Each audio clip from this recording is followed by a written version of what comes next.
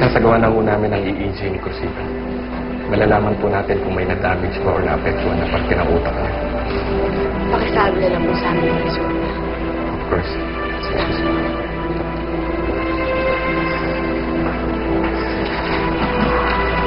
Sana naman din day, wa sila makita ang diferensya.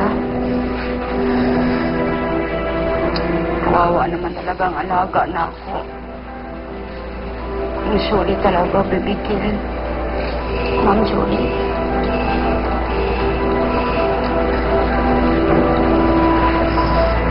Herman, Sir, ano resulta ng EEG?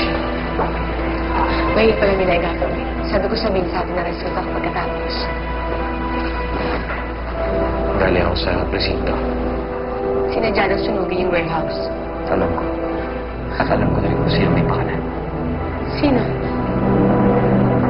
Jinky? Jinky, yung mga gamit ni Marimar at saka ni Crucita. Salamat.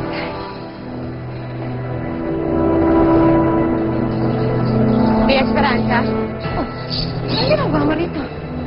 Pupuntahan pala kita sa ospital. Kumusta na si Crucita? May gana pa kayo tanongin niya. Ang kapal din naman ang mukha mo. Bakit?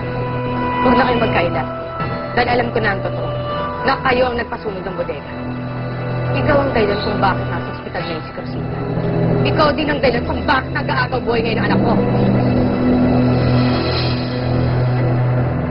Sir Silio, tinuod mong gisulti. Si Ma'am Esperanza ang nagpasunog dun sa warehouse. Pero, wala ko maintindihan, Sir Silvio. Bakit? Ikaw rin na lang, Corazon. Hindi ko maintindihan.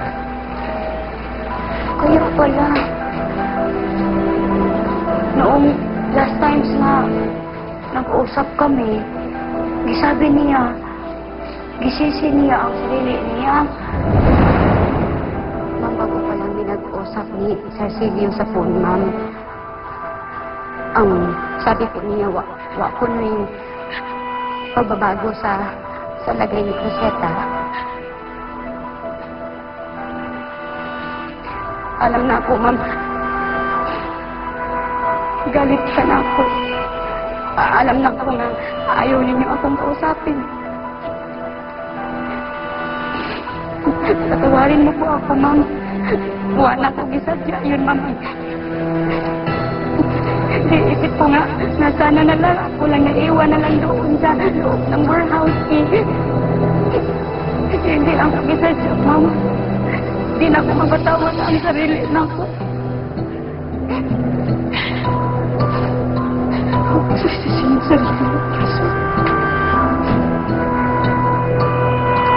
Kailangan ko sa...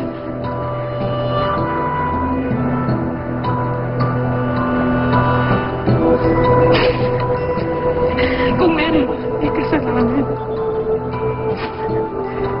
Ako yun.